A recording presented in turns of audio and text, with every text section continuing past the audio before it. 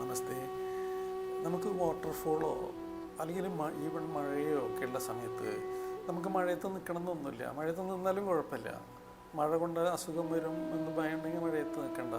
ഇത് ശക്തിയായിട്ട് പെയ്യുന്ന സമയത്തോ അല്ലെങ്കിൽ ഒരു വാട്ടർഫോളിനോ അടുത്ത് നിന്നുകൊണ്ട് കൈ തുറന്നു പിടിച്ചുകൊണ്ട് നമുക്ക് കണ്ണുകൾ അടച്ചുകൊണ്ട് നമുക്ക് ചെയ്യാവുന്ന ഒരു വളരെ സിമ്പിളായിട്ടുള്ള പരിശീലനമാണ് ഞാൻ പറയുന്നത്. നമുക്ക് ശാന്തത കിട്ടാനായിട്ട്, സമാധാനം കിട്ടാനായിട്ട്, നമ്മുടെ ഉള്ളിലുള്ള ജീവിത സാഹചര്യങ്ങളിൽ വന്നു നിറഞ്ഞിട്ടുള്ള വ്യത്യസ്ത തലങ്ങളിലുള്ള സ്ട്രെസ്സുകളൊക്കെ നമ്മുടെ ഉള്ളിലുണ്ട്.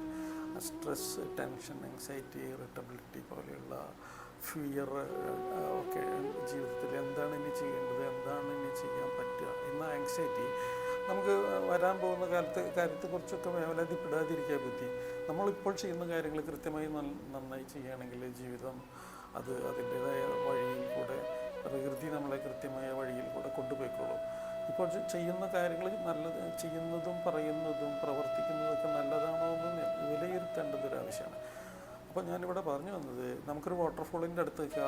ആ വാട്ടർഫോളിൻ്റെ അടിയിൽ നിൽക്കണമെങ്കിൽ നമുക്ക് അതിനുള്ള സൗകര്യം ഉണ്ടെങ്കിൽ വല്ല റിസ്ക് എടുത്തിട്ട് വാട്ടർഫോളിൻ്റെ അടിയിൽ ചെന്ന് നിൽക്കരുത്. അല്ലെങ്കിൽ അതിൻ്റെ പുറത്തൊരു പാറക്കെട്ടിലോ അല്ലെങ്കിൽ അവിടെ കയറി നിന്നിട്ട് നമ്മൾ കണ്ണടച്ച് നിന്നുകൊണ്ട് ഒരു ധ്യാനം പോലെ നിന്നുകൊണ്ട് വാട്ടർഫോൾ നമ്മുടെ ശിരസിൽ കൂടെ പതിക്കുന്നതും നമ്മുടെ ഉള്ളിൽ കെട്ടിക്കിടക്കുന്ന മലിനമായ ഊർജ്ജങ്ങൾ, ശരീരത്തിന് രോഗങ്ങളുണ്ടാക്കുന്ന, രോഗകാരണമാകുന്ന അല്ലെങ്കിൽ മാനസികമായുള്ള തലത്തിലുള്ള സങ്കടങ്ങൾ, വിഷമങ്ങൾ, വേദനകൾ,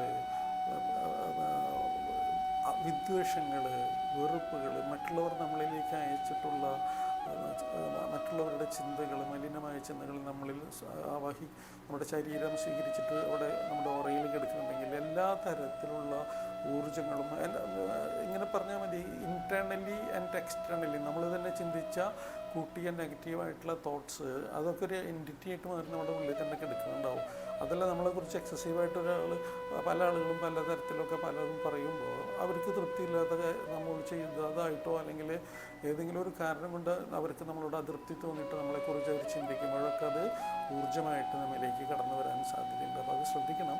അപ്പോൾ അങ്ങനെ നമ്മുടെ ഉള്ളിലേക്ക് കടന്നു വന്ന ഊർജ്ജങ്ങളെ നമുക്കൊരു വാട്ടർഫോളിന് അടുത്ത് നിന്നുകൊണ്ട് ആ വാട്ടർഫോൾ ഒരു ഡിവൈൻ പ്രവാഹമായിട്ട് സങ്കല്പിക്കുക, ഈശ്വരീയമായ പ്രവാഹമായിട്ട് സങ്കല്പിക്കുക. അതൊരു ഈശ്വരീയമായ പ്രവാഹം തന്നെയാണ്. ഈ പ്രപഞ്ചത്തിലുള്ള എല്ലാ ചലനങ്ങളും ഈശ്വരീയമായ ഇത് തന്നെയാണെന്ന് ആദ്യം നമ്മൾ തിരിച്ചറിയേണ്ടതുണ്ട്.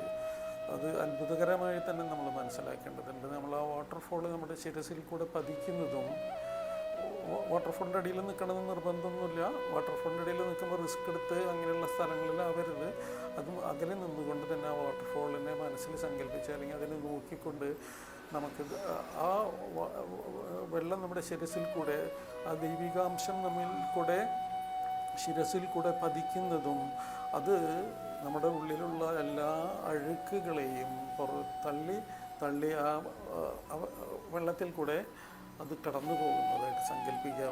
സങ്കടത്തിൻ്റെയും പ്രണയ നൈരാശ്യത്തിൻ്റെയും വെറുപ്പിൻ്റെയും വിദ്വേഷത്തിൻ്റെയും പേടികളുടെയും ഒക്കെ ഉത്കണ്ഠയുടെയൊക്കെ ലോകത്ത് നിന്ന് നമുക്ക് രക്ഷപ്പെടേണ്ടതുണ്ട്. നമ്മുടെ ജീവിതം മുന്നോട്ട് സമാധാനപരമായി കൊണ്ടുപോകണമെങ്കിൽ, നമുക്കതിനുള്ള പ്രാപ്തി ഉണ്ടാവണമെങ്കിൽ നമ്മുടെ ഊർജ്ജ ശരീരം, നമ്മുടെ ചക്രകളൊക്കെ ക്ലീനിങ് ആയിട്ട് വയ്ക്കേണ്ടതുണ്ട്. ആ ക്ലീൻ ചെയ്യുന്ന തത്വത്തെ നമ്മളൊരു വെള്ളമായിട്ട് സങ്കല്പിച്ച് ആ വെള്ളം നമ്മിൽ കൂടെ കടന്നു വന്ന് നമ്മുടെ ഓരോ ചക്രകളും, വൈറ്റൽ എനർജി സെൻറ്റേഴ്സും, നമ്മുടെ ഓറയും എനർജി ബോഡിയും ക്ലീനിങ് ചെയ്യുന്നതായിട്ട് സങ്കല്പിക്കുക. ഒരു പുഞ്ചിരിയോടുകൂടി അത് സങ്കല്പിക്കുക. ഈശ്വരീയമായ പ്രവാഹം പോലെ ആ വെള്ളം നമ്മിൽ കൂടെ കടന്നു പോകുന്നതും ആ സമയത്ത് നമ്മുടെ ശരീരം അവിടെ ഇവിടെയൊക്കെ പറ്റിപ്പിടിച്ചിട്ടുള്ള, നമ്മുടെ ഊർജ്ജ ശരീരത്തിലൊക്കെ പറ്റിപ്പിടിച്ചിട്ടുള്ള ഡിസീസ്ഡ് ആൻഡ് ഇൻഫെക്റ്റഡ് എനർജീസ് അത് മുഴുവനായിട്ടൊരു ഗ്രേയിഷ് കളറിൽ അത് താഴേക്ക് പോകുന്നതും, ആ പോകുന്ന സമയത്ത് ആ ഭാഗത്ത് ആ കളയുന്ന ഭാഗങ്ങൾ പ്രകാശിക്കുന്നതും, അത് പോയി ശരീരം മൊത്തമായി പ്രകാശിക്കുന്നതും, ഒരു വെളിച്ചം പോലെ തിളങ്ങുന്ന വെളുത്ത പ്രകാശമായിട്ട് നമ്മുടെ ശരീരം മാറിയതായിട്ട് നാം സങ്കല്പിക്കുക. നമ്മുടെ കാലുകളുടെ അടിയിൽ കൂടെയും നമ്മുടെ മൂലാധാരത്തിൽ കൂടെയും ചക്രയിൽ കൂടെയും അത് ശക്തിയായിട്ട് ഭൂമിയിലേക്ക് ഒഴുകിപ്പോയതും, ആ വെളുത്ത വെള്ളം, ആ വാട്ടർഫോളിൽ നിന്ന് വരുന്ന വെള്ളം ഒരു ഡിവൈൻ വാട്ടറായി നമ്മളെ സംശുദ്ധമായി തന്നെ ക്ലീനിങ് ചെയ്ത് അത് താഴേക്ക് പോയി അതിനെ ഡിസിൻറ്റിഗ്രേറ്റ് ചെയ്യപ്പെടുന്നു. ഡിസിൻറ്റിഗ്രേറ്റ് ചെയ്യാനായിട്ട് നിർദ്ദേശം കൊടുക്കുക. അത് വെള്ളത്തിൽ ആ മലിനമായ അംശങ്ങൾ ട്രാൻസ്ഫർ ചെയ്യപ്പെടും. അത് വേറൊരാളിലേക്ക് പകർന്നു പോകരുത്. അതുകൊണ്ട് വാട്ടർഫോളിനോട് നമ്മൾ പറയണം, ഹേ വാട്ടർഫോൾ, ഇതിനെ ഡിസിൻറ്റിഗ്രേറ്റ് ചെയ്യണം. ഈ പോണ വഴികളിൽ അതിനെ നശിക്കാനുള്ള പല പ്രകൃതിയിലെ പല കാര്യങ്ങളിൽ കൂടെ ഇതിനെ കളയാനായിട്ട് നശിച്ചു പോകാൻ ഇത് വെള്ളങ്ങളൊക്കെ ചെന്ന് ചേരുന്നത് അവസാനം ഉപ്പിലേക്ക്, ഇപ്പോൾ കടലിലേക്കാണല്ലോ, ഓഷ്യനിലേക്കാണല്ലോ. അപ്പോൾ അത് അവിടെ ചെല്ലുമ്പോൾ തന്നെ ആ ഉപ്പ് വെള്ളം കടൽ അതിനെ നശിപ്പിച്ചു കൊള്ളും. അതല്ല, അതിന് മുമ്പേ തന്നെ അതിനെ ഡിസിൻറ്റിഗ്രേറ്റ് ചെയ്തോളാനായിട്ട് ആ വെള്ളത്തിനോട്, ആ വാട്ടർഫോളിനോട് നിർദ്ദേശം കൊടുത്തത് തന്നെ അതിന് അതിൻ്റെതായ സ്വായത്തമായ ശക്തി കൊണ്ട് അതിനെ നശിപ്പിക്കാനായിട്ട് സാധിക്കും. എന്നിട്ട് നല്ല പ്രകാശത്തെ കുറച്ച് നേരം സ്വീകരിക്കുക. ആദ്യം എല്ലാ ചീത്തകളെയും ആ വാട്ടർഫോളിൽ കൂടെ കളഞ്ഞതിന് ശേഷം നമുക്ക് പിന്നെ വീണ്ടും ആ വാട്ടർഫോളിനെ മനസ്സിൽ സങ്കല്പിക്കുക. അത് നമ്മുടെ ശരീരത്തിൽ കൂടെ വെളുത്ത ഒരു പ്രകാശം നിറച്ച് നമ്മുടെ ശരീരം മുഴുവനും ഒരു തിളങ്ങുന്ന പ്രകാശമായിട്ട് കാണുന്നത് സങ്കല്പിക്കുക. വളരെ ലളിതമായിട്ടിത് ചെയ്യാവുന്നതാണ്. നിങ്ങൾക്കിത് വളരെ ഉപകാരപ്പെടും. ചെയ്തു നോക്കുക.